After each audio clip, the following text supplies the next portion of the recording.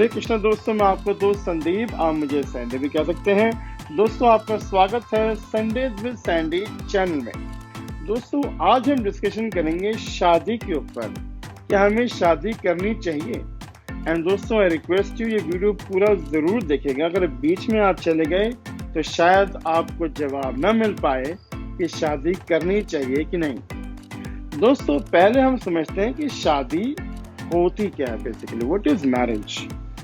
मेरे हिसाब से मैरिज वो सेरेमनी है जिसके थ्रू हमें जीवन भर का साथी मिल जाए। That is marriage, which is very simple. दोस्तों, अब हम बात करेंगे why do we get married. दोस्तों, मेरे हिसाब से हर इंसान की अपनी नीड्स हैं, social needs, emotional needs, physical needs. अगर हमारे पास जीवन साथी ना हो तो हो सकता है हमारी नीड्स पूरी ना हो सके और हम हमेशा परेशान रहें।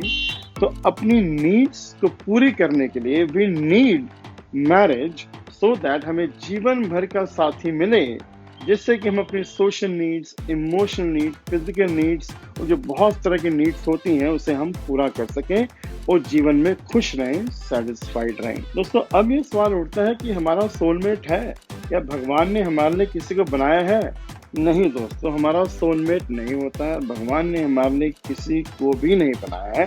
तो इसका मतलब ये नहीं है अगर कोई आपका पार्टनर है उसके लिए हम इमोशनल ना रहें या हम ऑनेस्ट ना रहें, इसका ये बिल्कुल भी मतलब नहीं है। लेकिन दोस्तों, सोलमेट ना होने का मतलब है अगर हम ये सोच के बैठें कि हमारे लिए कोई राजकुमार आएगा, कोई लड़की ये सोचे हमारे लिए कोई राजकुमार आएगा, या लड़का यह सोचे मेरे लिए तो कोई बनी हुई है, कोई राजकुमारी आएगी, ऐसा बिल्कुल नहीं है। दोस्तों, अगर हम बात करते हैं कि हमारा सोलमेट नहीं है, भगवान ने हमारे लिए किसी को बनाया नहीं है, और हम ये भी कह रहे हैं कि अगर हमारा रिलेशनशिप है तो हमें उसके लिए ऑनेस्ट रहना चाहिए, इमोशनल रहना चाहिए।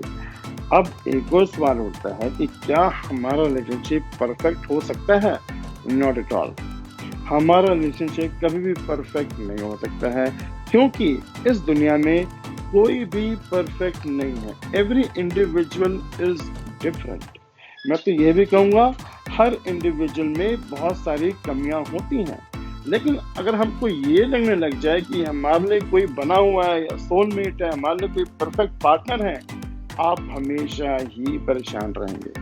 हमें हमेशा ध्यान रखना चाहिए जो हमारा पार्टनर है वो परफेक्ट नहीं हो सकता, उसमें हजार गलतियां हो सकती हैं। अब दोस्तों, हम जान गए हमारा कोई भी सोलमेट नहीं होता है, कोई भी परफेक्ट नहीं होता, हमारा रिलेशनशिप परफेक्ट नहीं होता है। अब अगर हम शादी करें तो वो कामयाब रहेगी? There is no guarantee. अगर हम शादी करें वो परफेक्ट रहेगी? There is no guarantee. अब आप पूछेंगे सोल्यूशन क्या है?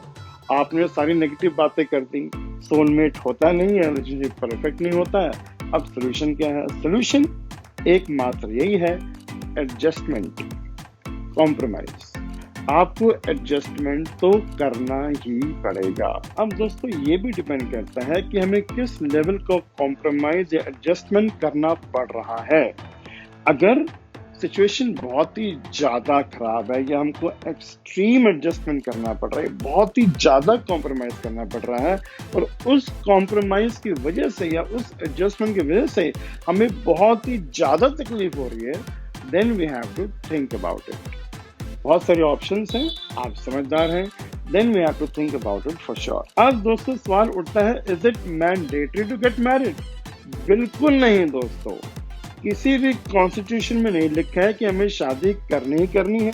जो शादी करता है दुखी वो भी रहता है, जो शादी नहीं करता दुखी वो भी रहता है। अब आपका चॉइस है, आपकी मर्जी है, शादी करिए, आपकी मर्जी है, शादी मत करिए। लेकिन अगर आप मेरा जवाब सुनना चाहते हैं कि शादी करनी चाहिए कि नहीं करनी चाहिए, मेरा जवाब है बिल्कुल शादी करनी चाहिए।